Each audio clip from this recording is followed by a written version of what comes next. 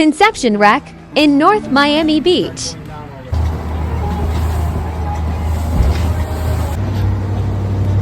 The Conception, a 150 Honduran steel freighter, was sunk in June 1991.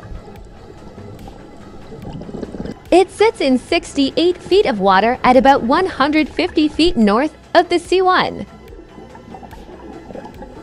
This wreck was severely damaged by Hurricane Andrew. Its cargo area has imploded and the stern broke loose,